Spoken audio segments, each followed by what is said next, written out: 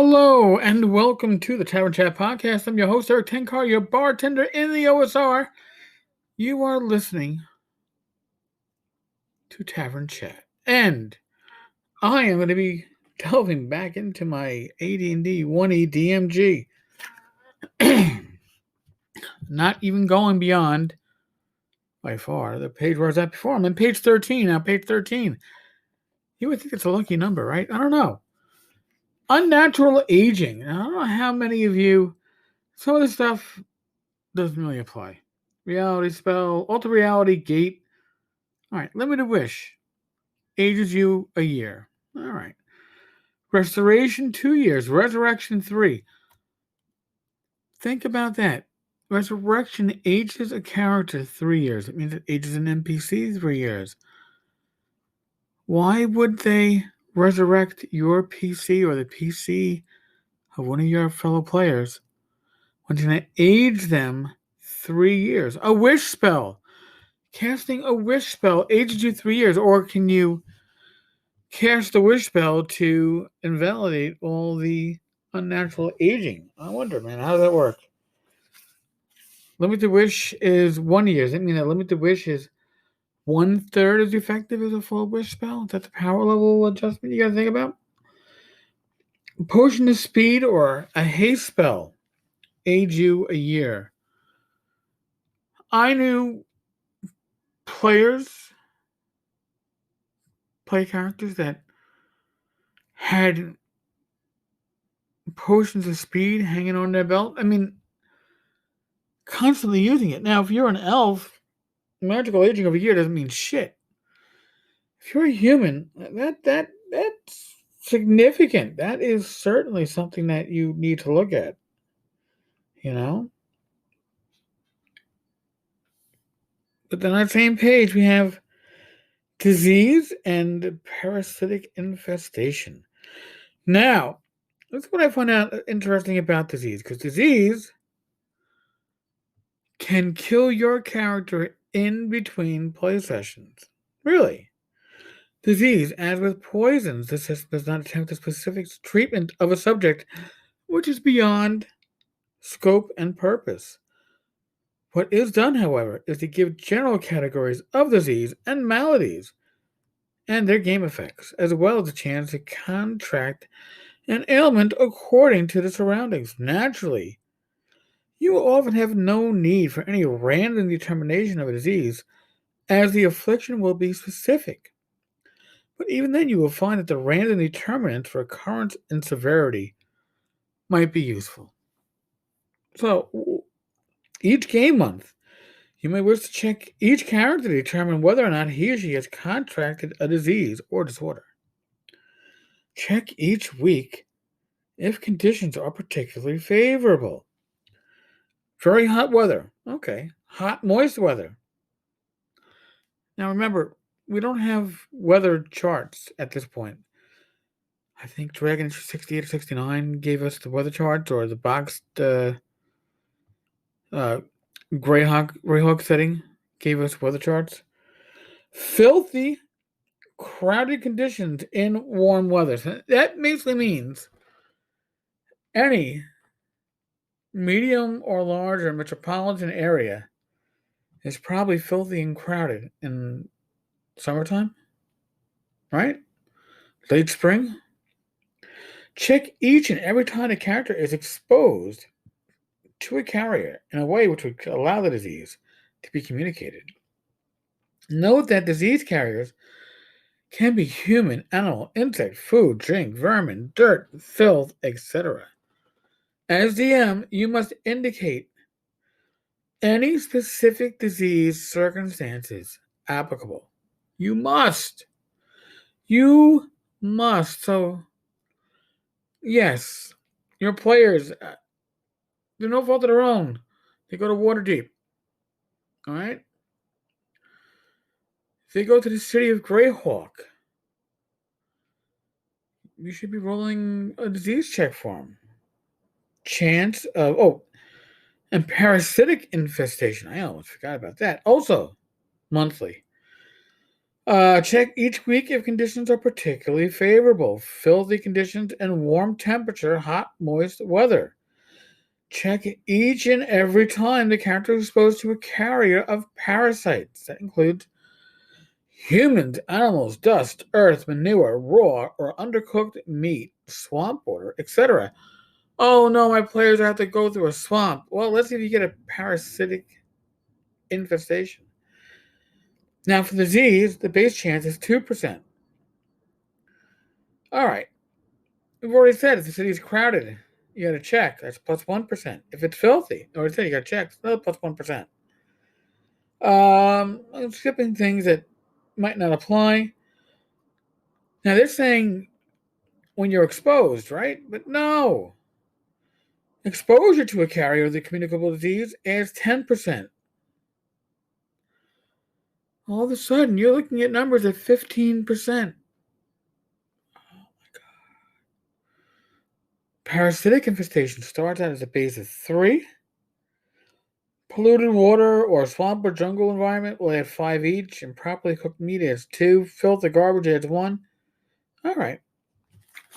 But you could survive that, right? We all figure you could survive it, but then once you get it, you have to decide how severe it is, right? Or the occurrence. Is it acute or chronic? The disease is a single acute attack where the disease will reoccur periodically once contracted. Chronic maladies will affect the character periodically, and if they occur at the same time as any other malady, disease, disorder, or parasitic infestation, the severity of both will be increased. Thus, if 2 chronic maladies are contracted, the character is not likely to survive another disease attack. So, occurrences are D8. And it is generally skewed to be acute, not chronic, but things like joints are 50% chance to be chronic. Severity is mild, severe, or terminal. Now, we're not going to go into the actual listings here. There are probably, I don't know, 12, 15, 1, 2, 3, 4, 5, 6, 7, 16 areas of the body that can be affected by a disease or disorder. Urinary tract infection. Yeah, I like that, man. In any case, for parasitic infestation, it's limited to 6 areas, but that can be, again, mild, severe, or terminal.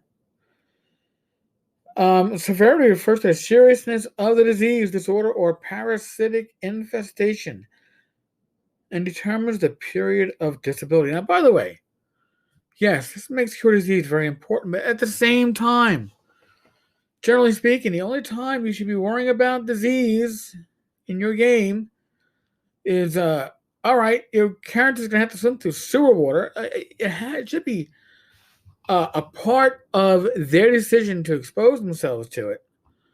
Or it's magical, right? You got mummy rot. Why are we killing characters, with disease, with illness? I don't get it. But in any case, mild. During a period of affliction, a character is unable to perform strenuous activities and must rest. Some treatment must be determined by the DM to allow a shortening of the period of illness. Normal period, 1 to 3 weeks. A severe malady will lower the character's hit points to 50% of normal, making her totally disabled for 1 to 2 weeks. Plus, a further 1 to 2 weeks of time, during which the malady is in a mild state as the character recovers. Terminal. Now, this is where it gets fun, folks. The malady will cause death or the loss of the body part or function in 1 to 12 days. Longer periods are stated hereafter in the discussion of the various maladies. All right. I don't know.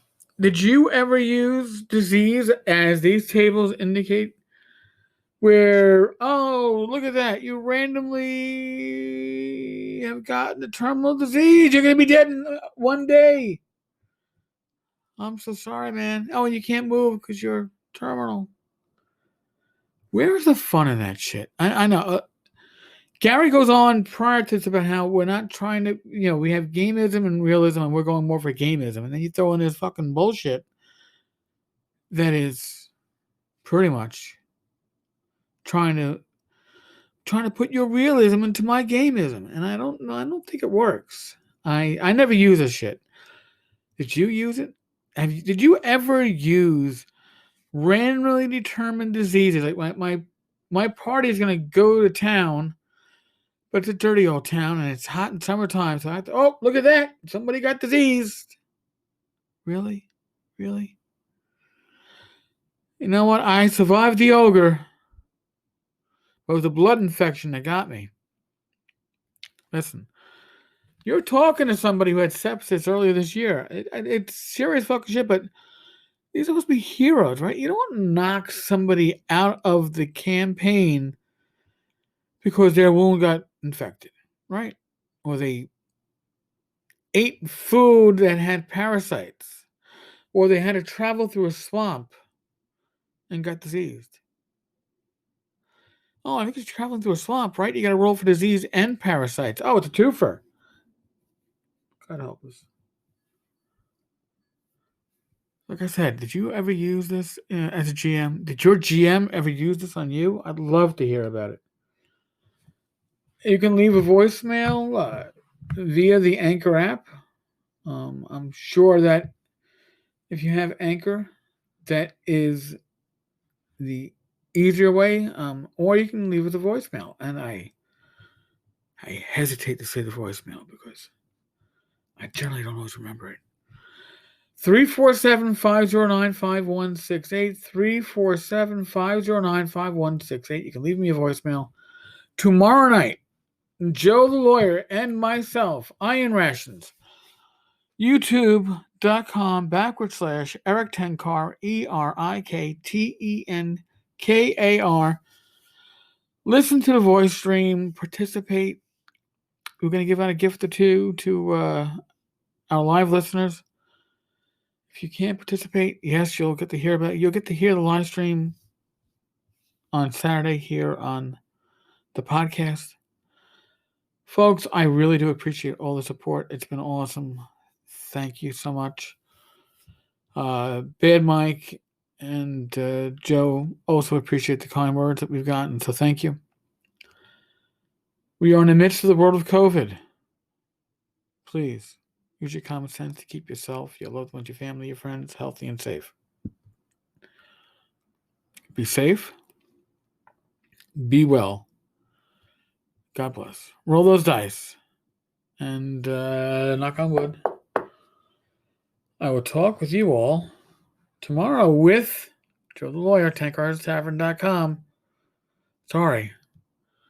YouTube.com/Eric Tenkar. TankarsTavern.com is the blog, which you should be going to anyhow. But either here nor there. Whatever. All right, folks. Laters.